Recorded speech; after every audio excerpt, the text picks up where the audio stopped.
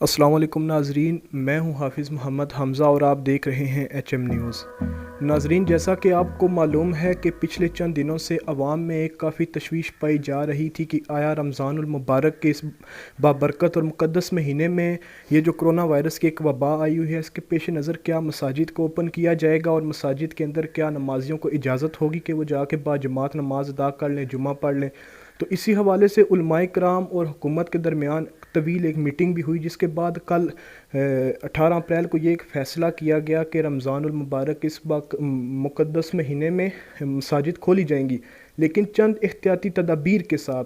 अब वो एहतियाती तदाबीर इख्तियार करेंगी अवाम, लेकिन उनसे कराएगा कौन? क्योंकि आप देख रहे हैं कि हमारी अवाम अभी तक गैर ज़िम्मेदारी का सबूत दे रही है। तो नाजरीन, इसी हवाले से आज हमारे साथ मौजूद हैं पाकिस्तान उलमा शरीयत कौंसल के मेंबर हैं, माया नाज सहाफ़ी भी हैं, कालम निगार भी हैं, मौलाना अब्दुल रऊफ़ मोहम्मदी साहब। तो सबसे पहले तो हम इनका शुक्रिया अदा करेंगे कि इन्होंने अपने इंतहाई मसरूफ़ियत में से हमारे लिए चंद लम्हे निकाले। तो हम इनसे चंद सवालात करेंगे कल की मीटिंग के हवाले से और आइंदा के लाए अमल के हवाले से कि इनका लाए अमल क्या होगा। जी अस्सलाम वालेकुम सर। वालेकुम अस्सलाम। सर क्या हाल है आपके? ठीक है जी अल्हम्दुलिल्लाह। मौलाना साहब, मेरा आपसे पहला सवाल है कि कल जो एक मीटिंग हुई तवील, काफ़ी तशवीश अवाम में पाई जा रही थी, अवाम को बड़ी बेसब्री से इंतज़ार था कल 18 अप्रैल का। उसके बाद एक बड़ा अच्छा फ़ैसला किया गया हुकूमत की तरफ से। आप ये बता सकते हैं मुख्तसर के उस मीटिंग के अंदर क्या डिसाइड किया गया, कौन कौन सी एहतियाती तदाबीर का ऐलान किया गया उसके अंदर? हाँ जी, बिस्मिल्लाहिर्रहमानिर्रहीम। सबसे पहले तो मैं आपका शुक्रगुज़ार हूँ, HM TV की पूरी टीम का शुक्रगुज़ार हूँ कि इस अहम मौका पर आपने मुझसे रब्ता किया, मेरा पैगाम पूरी दुनिया तक पहुँचाने की कोशिश कर रहे हैं।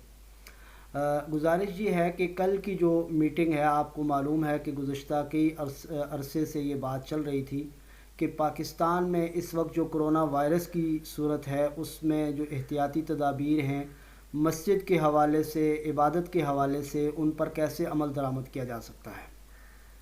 तो पाकिस्तान के उलमाए किराम ने मुत्तफ़िक़ा तौर पर एक लाहे अमल पाकिस्तान के अवाम के सामने रखा कि मसाजिद और जो इबादत गाहें हैं, इस वक्त उम्मत पर ऐसा एक कड़ा वक्त आ पहुँचा है कि हमें अल्लाह की तरफ रुजू करने का और ज़्यादा इबादत और दुआओं में और ज़िक्र अज़कार में लगने का वक्त है।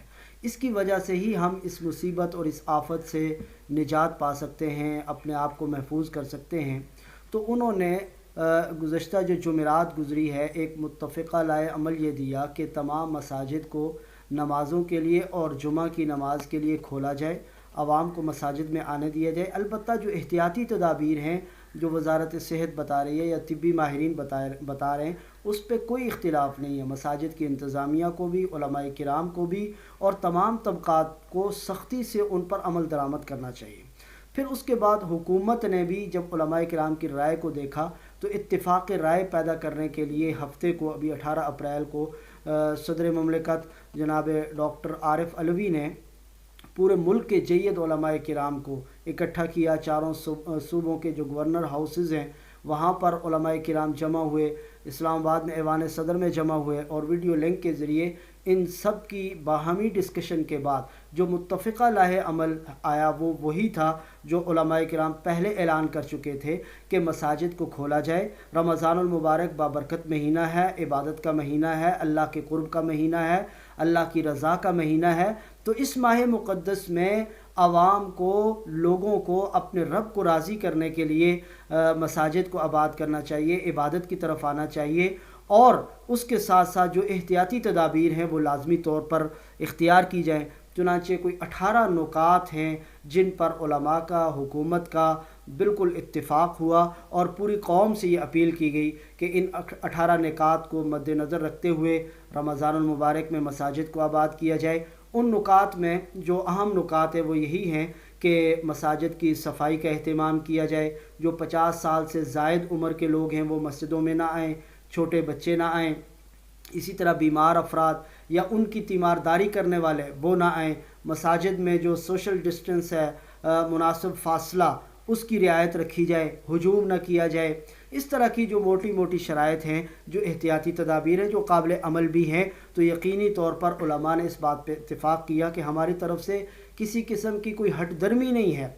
لیکن ہر ملک کے، ہر علاقے کے، ہر مقام کے اپنے اپنے حالات ہوتے ہیں. تو پاکستان کے جو معروضی حالات ہیں ان کو مد نظر رکھتے ہوئے اور یہاں پر جو کرونا وائرس کی صورتحال ہے اس کو پیش نظر رکھتے ہوئے یہ قابل عمل ہے کہ احتیاطی تدابیر کے ساتھ مساجد کو ویران نہ کیا جائے، مساجد کو آباد کیا جائے. مولانا صاحب، یہاں پہ میں آپ سے ایک ضروری بات پوچھوں گا کہ کل حکومت نے یہ بھی کہا کہ اگر ہم نے آگے مستقبل میں دیکھا کہ مرض بڑھ رہا ہے، لوگ احتیاط نہیں کر رہے مساجد میں، تو ہم اس میں مداخلت کر سکتے ہیں.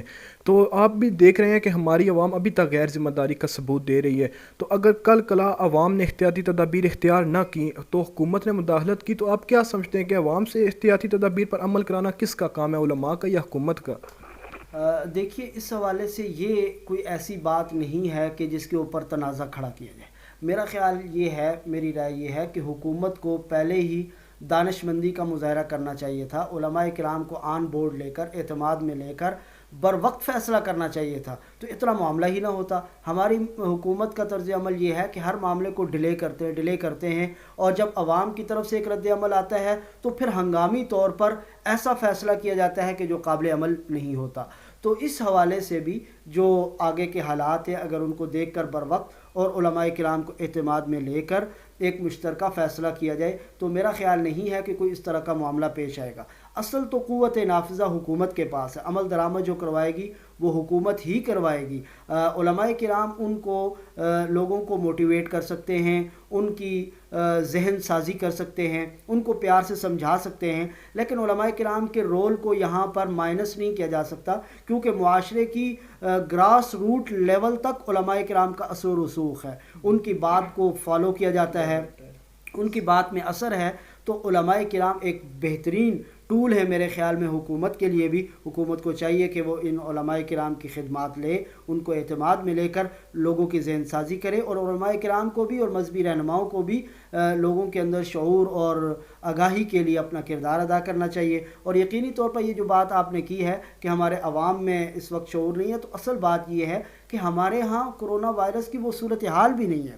اگر خدا نخواستہ کوئی ایسی صورتحال ہوگی تو ہمارے باشعور عوام ہیں اور انشاءاللہ العزیز وہ ذمہ داری کا مظاہرہ کریں گے. اگر حکومت نے اسی طریقے سے دانش مندی کا مظاہرہ کیا، علماء کو اور جو اس وقت ہمارے اسٹیک ہولڈرز ہیں ان سب کو اعتماد میں لے کر ایک بہترین اسٹریٹجی اور بہترین پالیسی بنائی تو انشاءاللہ کوئی مسئلہ نہیں ہوگا. مولانا صاحب، کرونا وائرس کو بنیاد بنا کر پچھلے دنوں سندھ، پنجاب، راولپنڈی، اسلام آباد میں بھی دیکھا جا سکتا تھا کہ کافی مساجد کے اندر اس مساجد کا تقدس پامال کیا گیا، انتظامیہ کی طرف سے علماء کی گرفتاریاں ہوئیں. آپ کی بھی سنا تھا کہ پچھلے جمعے کو آپ کی بھی گرفتاری ہوئی. تو آپ اس حوالے سے کیا سمجھتے ہیں کہ مستقبل میں بھی حکومت کی طرف سے کوئی ایسا ارادہ ہو سکتا ہے اگر عوام نے کوئی احتیاطی تدابیر اختیار نہ کی تو؟ جی، میں سمجھتا ہوں کہ ہمارے ہاں ایک خاص مائنڈ سیٹ ہے جو وہی پرانے اور فرسودہ خیالات کا مالک ہے، اور وہ اس وقت جو ابھی موجودہ حالات کے تقاضے بدل چکے ہیں، پوری دنیا بدل چکی ہے، اب طریقہ کار، پالیسی، اسٹریٹجیز سب چیزیں تبدیل ہو چکی ہیں، لیکن وہ ایک خاص مائنڈ سیٹ جو ہماری بیوروکریسی میں، ہمارے انتظامی جو محکمے ہیں ان میں بیٹھا ہوا ہے، اور وہ اسی پرانے جٹ انداز میں ان طریقوں کو، ان چیزوں کو ہینڈل کرنے کی کوشش کرتا ہے جس کی وجہ سے حالات خراب ہوتے ہیں. تو میں نہیں سمجھتا کہ اس نازک صورتحال میں کہیں تصادم کی صورت ہونی چاہیے تھی، کہیں علماء کی گرفتاریاں ہونی چاہیے تھی، کہیں عوام کو نعوذ باللہ گالم گلوچ یا سخت سست کہنے کی بات ہونی چاہیے تھی، مساجد کا تقدس پامال کرنے کی. دیکھیے، اس وقت جو ہمیں ایک صورتحال درپیش ہے وہ بڑی سینسٹیو، بڑی حساس اور بڑی نازک صورتحال ہے. اس موقع پر تو ہمارے معاشرے کے ایک ایک فرد کو ذمہ داری کا مظاہرہ کرنا چاہیے، اور آپس میں اتفاق رائے اور وحدت، قومی وحدت، یہ بڑی بنیادی ضرورت ہے اس وقت کی. تو میں سمجھتا ہوں کہ یہ جو گزشتہ دنوں ایسے ناخوشگوار واقعات پیش آئے، خاص طور پر ہماری وفاقی حکومت کی ایسی پالیسی نہیں تھی، لیکن نچلے طبقے پر، نچلی سطح پر کچھ ایسے افسران یا کچھ ایسی چیزیں تھیں کہ جنہوں نے اپنے طور پر ایفیشنسی دکھانے کی کوشش کی، اپنے نمبر بنانے کی کوشش کی، جس کی وجہ سے حالات نے تصادم کا رخ اختیار کیا اور پوری دنیا میں ہماری حکومت کی ایک جگ ہنسائی ہوئی، اور سوشل میڈیا پہ آپ نے دیکھا کہ کس طریقے سے عوام نے ری ایکٹ کیا اور وہ علماء کے ساتھ کھڑے ہوئے، دینی لوگوں کے ساتھ کھڑے ہوئے. تو آئندہ کے لیے بھی یہ ایسا طرز عمل ہے کہ اس کی کسی طور پر بھی تحسین اور تعریف نہیں کی جا سکتی. اس کی جتنی مذمت کی جائے اتنی ہی کم ہے. تو یقینی طور پر ہمارے پالیسی ساز اداروں کو، انتظامی افسران کو، اور جو اس وقت پولیس ہے، انتظامیہ ہے، ان کو بھی ذمہ داری کا مظاہرہ کرنا ہوگا. وہ فرسودہ طریقے، فرسودہ خیالات اپنے ذہن سے نکالنے ہوں گے. عوام کے ساتھ مل کر، علماء کے ساتھ مل کر، دینی حلقوں اور طبقات کے ساتھ مل کر اس مشکل سے نکلنے کا کوئی راستہ تلاش کرنا ہوگا. مولانا صاحب یہاں پہ مختصر آپ سے میں پوچھوں گا کہ ہم نے کافی مساجد کا وزٹ بھی کیا، علماء سے ہم نے بات بھی کی، تو علماء کا یہی کہنا تھا کہ ہم نے اعلانات بھی مسجد میں کیے کہ عوام جو ہے وہ یہ احتیاطی تدابیر کر کے مسجد میں آئے. ہم نے نماز کے دوران بھی اعلانات کیے، لیکن پھر اگلی نماز کے وقت علماء جو عام عوام ہے وہ احتیاطی تدابیر اختیار نہیں کرتی. تو علماء کا یہ کہنا تھا کہ ہم مساجد کو تالے نہیں لگا سکتے. تو اب اگر اس دفعہ پھر اگر عوام نے احتیاطی تدابیر اختیار نہ کی تو اس میں پھر حکومت ہمارے خلاف ایکشن لے گی. تو کیا آپ ایسا سمجھتے ہیں کہ حکومت کو پھر علماء کے خلاف ایکشن لینا چاہیے؟ دیکھیے، ہمارے جو وزیر اعظم صاحب ہیں محترم جناب عمران خان صاحب، وہ شروع دن سے یہ کہہ رہے ہیں کہ ہمارے حالات دنیا کے حالات سے مختلف ہیں. یورپ کے اپنے حالات ہیں، ہمارے اپنے حالات ہیں. ہم اس طریقے سے لاک ڈاؤن نہیں کر سکتے. ہم ایک تیسری دنیا کے رہائشی ہیں. یہاں کے لوگوں کا جو لائف سٹائل ہے وہ مختلف ہے، ان کی ذہنی اپروچ مختلف ہے، تو ہمیں ان کا مقابلہ نہیں کرنا. اسی طرح میں سمجھتا ہوں کہ یہاں کے جو باقی حالات ہیں ان کو عمران خان صاحب کی اس سوچ کے تناظر میں دیکھنا ہوگا کہ ایک دم ڈنڈے کے زور پر ہم کوئی چیز نافذ یہاں پر نہیں کر سکتے. ان کی ذہن سازی کرنا، ان کو سمجھانا، ان کو دلائل کے ذریعے قائل کرنا، یہ بڑا ضروری ہے. تو علماء کرام شروع دن سے یہ کرتے آئے ہیں اور انہوں نے بڑا خوبصورت اور بڑا پازیٹیو رول پلے کیا ہے اس حوالے سے لوگوں کی ذہن سازی میں، ان کو احتیاطی تدابیر اختیار کرنے پر قائل کرنے میں، اور ان کو اس بیماری کے حوالے سے جو لوگوں کا کردار ہے اس کو بنانے میں علماء کرام کا ایک بڑا پازیٹیو رول ہے. ہمیں اس کو اپریشیٹ کرنا چاہیے اور اس کا اعتراف کرنا چاہیے. علماء کے کردار کی تحسین کرنی چاہیے. اور آئندہ کے لیے بھی علماء کرام اس بات پر تیار ہیں کہ ہم اپنا کردار ادا کرتے رہیں گے. لوگوں کی جانوں کو بچانا، جس طرح ہمارا فریضہ ہے کہ لوگوں کے ایمان بچائے جائیں، لوگوں کی دینی تربیت کی جائے، اسی طرح ہمارا یہ ایک قومی فریضہ ہے کہ ہم ان کی جانوں کو محفوظ بنانے کے لیے ان کی صحت کے حوالے سے بھی کردار ادا کریں. تو علماء یہ کردار ادا کرتے رہیں گے، اور عوام کو بھی چاہیے کہ وہ علماء کے ساتھ تعاون کریں، ان کی ہدایات پر عمل درآمد کریں. اور اگر خدا نخواستہ کہیں کوئی ایسی بات ہو جاتی ہے تو جس طرح میں نے پہلے عرض کیا کہ تصادم وہ کسی طور پر بھی درست نہیں ہے. موجودہ حالات میں وہ ایک خطرناک فضا ہمارے ملک میں قائم کی جا سکے گی. اس لیے انتظامیہ کو، یا جو اس وقت اصحاب اقتدار ہیں یا اصحاب اختیار ہیں، ان کو بھی ہوش کے ناخن لینے ہوں گے اور دانش مندی کا مظاہرہ کرنا ہوگا. اور اگر خدا نخواستہ اب کوئی اس طرح کی سختی کا مظاہرہ کیا گیا، گرفتاریاں ہوئیں، کریک ڈاؤن ہوا، علماء کو تنگ کرنے کی کوشش کی گئی، تو اس کے بڑے بھیانک نتائج نکلیں گے. مولانا صاحب ہم نے یہ بھی دیکھا کہ یہ جو مشکل وقت ایک آیا ہے قوم کے اوپر، تو علماء کرام نے بھی کافی اس میں بڑھ چڑھ کر حصہ لیا ہے. مستحق گھرانوں کے اندر راشن پہنچائے گئے ہیں. آپ کا ایک ادارہ ہے امداد ٹرسٹ، آپ ہو گئے مولانا عبدالقدوس محمدی صاحب، آپ کا بھی پتہ چلا ہے کہ آپ نے بھی کافی گھرانوں میں، مستحق گھرانوں میں راشن تقسیم کرائے. تو آپ پیغام دیں جو صاحب استطاعت لوگ ہیں کہ وہ کس طرح اس میں بڑھ چڑھ کر حصہ لے سکتے ہیں. جی بالکل، اس وقت جو ہے نا ضرورت اسی چیز کی ہے کہ ایسے رفاہی اور فلاحی کام کیے جائیں کہ لاک ڈاؤن کی وجہ سے بہت سارے ایسے مجبور گھرانے ہیں کہ جن کے گھروں کا چولہا تک بجھ چکا ہے. راشن کی وہاں پر فراہمی کی ضرورت ہے، ان کی ہیلپ کی ضرورت ہے. اور یہ ہمارا معاشرہ اسلامی معاشرہ ہے. اسلامی معاشرے میں ویسے بھی مواخات، آپس میں بھائی چارے، ایک دوسرے کا خیال رکھنے کا حکم دیا گیا، اور اپنے پڑوسی کا خیال کہ اگر تمہارے پڑوس میں کوئی شخص بھوکا سوتا ہے تو تم ان سے پوچھا جائے گا. تو ان ساری چیزوں کا ہمارے اسلامی معاشرے میں ایک تصور ہے. اور الحمدللہ جو دینی طور پر شعور رکھنے والے لوگ ہیں، علماء کرام ہیں، دینی طبقات ہیں، وہ اس طرح کے رفاہی اور فلاحی کاموں میں بڑھ چڑھ کر حصہ لے رہے ہیں. آپ نے دیکھا کہ پورے ملک کے اندر علماء کرام، مدارس کے طلباء، مدارس کے اساتذہ کرام، انہوں نے اپنی اپنی چھوٹی چھوٹی تنظیموں کے ذریعے کروڑوں کا رفاہی اور فلاحی کام کیا اور لوگوں کو خاموشی کے ساتھ ان کے گھروں تک راشن پہنچایا. کسی کی سفید پوشی متاثر نہیں ہوئی، کسی کی عزت نفس مجروح نہیں ہوئی. اور ہم نے بھی الحمدللہ اپنے علاقے میں ٹوٹا پھوٹے انداز میں کام کیا، اللہ قبول فرما لے.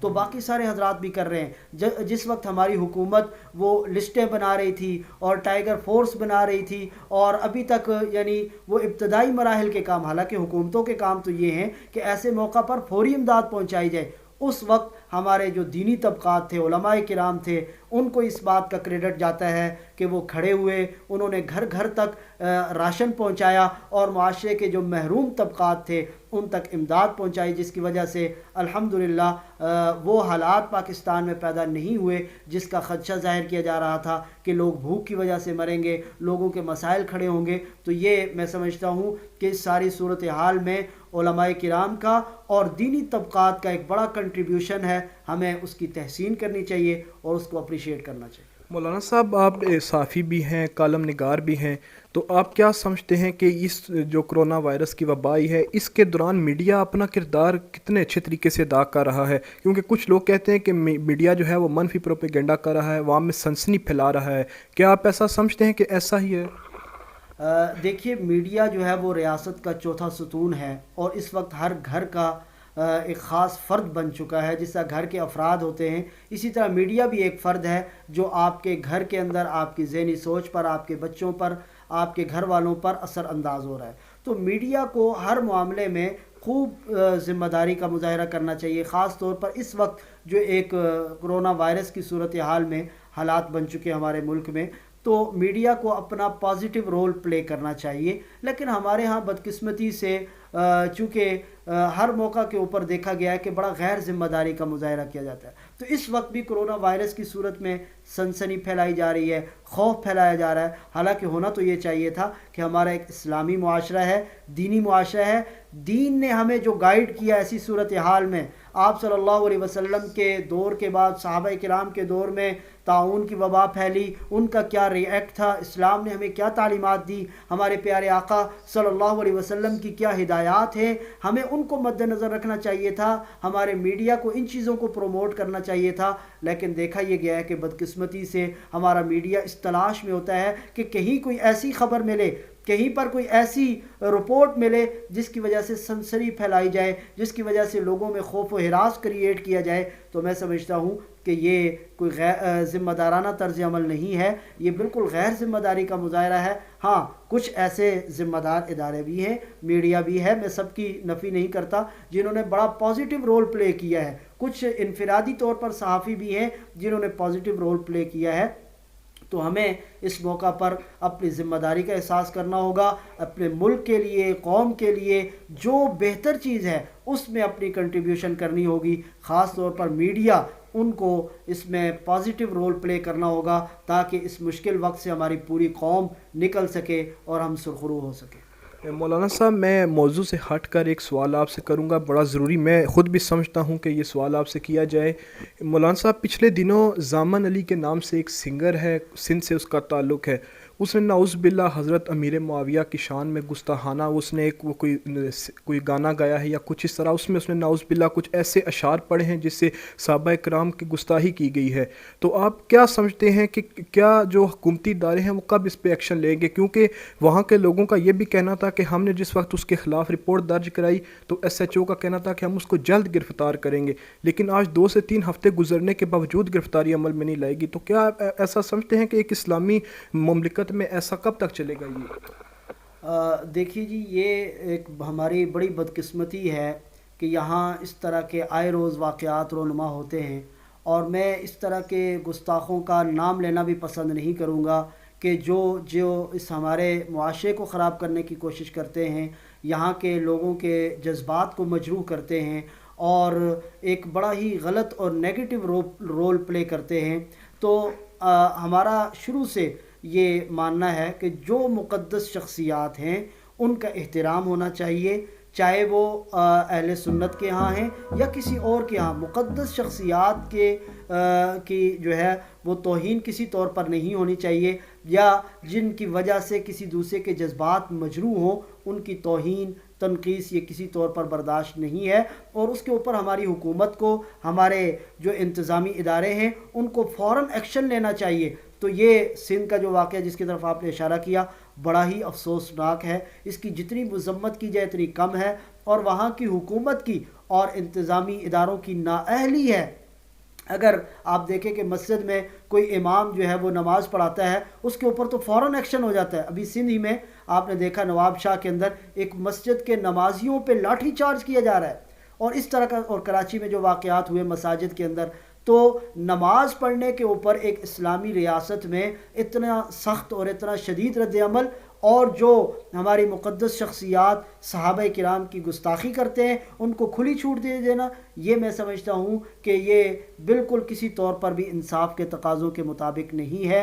حکومت کو ایسے افسران کی بھی خاص طور پر گوشمالی کرنی چاہیے کہ جو اس طرح کے گستاخوں کو ڈھیل دیتے ہیں، ان کے خلاف قانونی ایکشن نہیں کرتے۔ اور یہاں میں ایک اور بات بھی مینشن کرنا ضروری سمجھتا ہوں کہ جب ہمارا قانون حرکت میں نہیں آتا تو لوگ پھر قانون ہاتھ میں لیتے ہیں، پھر پوری دنیا میں ڈنڈورا پیٹا جاتا ہے، جی پاکستان میں یہ ہو گیا اور وہ ہو گیا۔ تو اگر بر وقت قانونی کارروائی ہو، لوگ قانون کا راستہ اختیار کرتے ہیں۔ اب اس معاملے میں بھی انہوں نے قانونی طور پر تھانے میں درخواست دی ہے، تو اب قانون کو اپنا کام کرنا چاہیے، لوگوں کو یہ موقع نہیں دینا چاہیے کہ وہ قانون ہاتھ میں لیں یا خود سے کوئی کارروائی کریں۔ تو جب ہمارا قانون حرکت میں نہیں آتا یا لوگوں کو انصاف نہیں ملتا تو اس کے پھر دوسرا رد عمل سامنے آتا ہے۔ تو یہ جو واقعہ ہے یہ بھی یقیناً بڑا ہی افسوسناک، قابل مذمت ہے۔ وہاں کی حکومت کو اس معاملے کا نوٹس لینا چاہیے، اور ایسے گستاخوں کو، اور میں سمجھتا ہوں کہ یہ لوگ محض اپنی شہرت کے لیے، ان کا کوئی دین نہیں ہوتا، ان کا کوئی ایمان نہیں ہوتا، ان کا کوئی مسلک نہیں ہوتا، ان کا کوئی مذہب نہیں ہوتا، یہ صرف سستی شہرت حاصل کرنے کے لیے اس طرح کے اقدامات کرتے ہیں۔ تو ایسے لوگوں کو لگام بھی دینا چاہیے اور اس طرح کے قوانین کو حرکت میں لا کر، تاکہ آئندہ کے لیے کسی کو ایسی جرت نہ ہو اور اس طرح وہ مسلمانوں کے جذبات کو مجروح نہ کر سکے۔ مولانا صاحب، آخر میں آپ یہ اس کرونا وائرس کے پیش نظر کوئی دعا وظیفہ جو ہمارے ناظرین کے کام آ سکے، کیونکہ اگر رمضان المبارک بھی آ رہا ہے تو اس مقدس مہینے میں لوگ عبادت بھی کرتے ہیں، تو اس دعا اور وظیفے کو اپنا کر شاید اس وائرس سے نجات مل جائے، تو آپ کوئی دعا یا وظیفہ بتا دیں۔ جی بسم اللہ الرحمن الرحیم۔ اس حوالے سے ایک تو دعا بڑی معروف ہے، اللہم ارفع عنا البلاء والوباء، اے اللہ اس بلا، اس مصیبت اور وبا کو ہم سے اٹھا دے، دور کر دے۔ یہ مختصر سی دعا ہے، اس کے پڑھنے کا اہتمام کیا جائے، اللہم ارفع عنا البلاء والوباء۔ اسی طرح صبح و شام کی جو حفاظت کی دعائیں ہیں، ایک بڑی مختصر سی دعا ہے جو صبح کے وقت 3 مرتبہ پڑھ لی جائے اور شام کے وقت 3 مرتبہ پڑھ لی جائے۔ اللہ رب العزت پورے دن میں اور پورے رات میں ہر طرح کی بیماری اور مصیبت سے عافیت عطا فرماتے ہیں۔ وہ دعا ہے، بسم اللہ الذی لا یضر مع اسمہ شیء فی الارض ولا فی السماء وہو السمیع العلیم۔ بسم اللہ الذی لا یضر مع اسمہ شیء فی الارض ولا فی السماء وہو السمیع العلیم۔ اس دعا کو یاد کر لیا جائے، صبح و شام اس کو پڑھنے کا اہتمام کیا جائے۔ اور ایک بڑی خوبصورت دعا حدیث میں تعلیم کی گئی ہے، اور اس دعا کے بارے میں آتا ہے کہ اگر کوئی شخص کسی کو بھی کسی بیماری میں یا کسی مصیبت میں مبتلا دیکھ کر وہ دعا پڑھ لے، اللہ رب العزت ساری زندگی اس شخص کو اس بیماری سے اور اس مصیبت سے محفوظ فرما دیتے ہیں۔ ساری زندگی اس کو وہ بیماری نہیں لگتی، وہ مصیبت نہیں لگتی۔ تو اگر کرونا وائرس کے کسی مریض کے بارے میں سنیں یا دیکھیں، یا اس کے علاوہ بھی کینسر میں، شوگر میں، کسی اور مرض میں مبتلا کسی شخص کو دیکھیں، کسی حادثے کا شکار ہوا کسی شخص کو دیکھیں، کسی مصیبت میں گرفتار کسی شخص کو دیکھیں، تو وہ دعا پڑھ لیں، انشاءاللہ ساری زندگی کے لیے وہ دعا آپ کی پروٹیکشن کرے گی، آپ محفوظ ہو جائیں گے۔ اور وہ دعا ہے، الحمدللہ الذی عافانی مما ابتلاک بہ وفضلنی علی کثیر ممن خلق تفضیلا۔ میں ایک بار پھر دوہرا دیتا ہوں اور اس کو یاد کر لیا جائے، الحمدللہ الذی عافانی مما ابتلاک بہ وفضلنی अला कसीर मिम्मन खलक तफजीला। ये दुआ याद की जाए और इसको पढ़ने का अहतमाम किया जाए। अल्लाह हम सब को इस मुसीबत से और इस मर्ज़ से और इस वायरस से निजात नसीब फरमाए, पूरे आलम इंसानियत को इस वबा से महफूज फरमाए। व आखिर दावाना अनिल हम्दुलिल्लाहि रब्बिल आलमीन। बहुत शुक्रिया। नाजरीन, मौजूद थे हमारे साथ माया नाज साफ़ी, कालम निगार, उलमा शरीयत कौंसिल पाकिस्तान के मेंबर मौलाना अब्दुर्रऊफ़ मुहम्मदी साहब। तो आपने देखा कि इन्होंने बड़े एक तफसील के साथ बड़े पुरअसर अंदाज में इन्होंने गुफ्तगू फरमाई और आवाम को भी इन्होंने यही मशवरा दिया कि आप एहतियात करें, आपका अपना फ़ायदा है, एहतियात आप जितनी करेंगे हम उतना जल्दी हम इस वबा से बाहर निकल आएंगे। तो आवाम से भी गुजारिश है कि वो इनके बताई हुई एक तो वो वजीफ़े जो दुआ इन्होंने बताई है उस पर अमल करें और एहतियाती तदाबीर पर अमल करें। बहुत शुक्रिया। अगर आपने हमारा चैनल सब्सक्राइब नहीं किया तो हमारा चैनल ज़रूर सब्सक्राइब करें और बेल आइकन को ज़रूर दबाएं।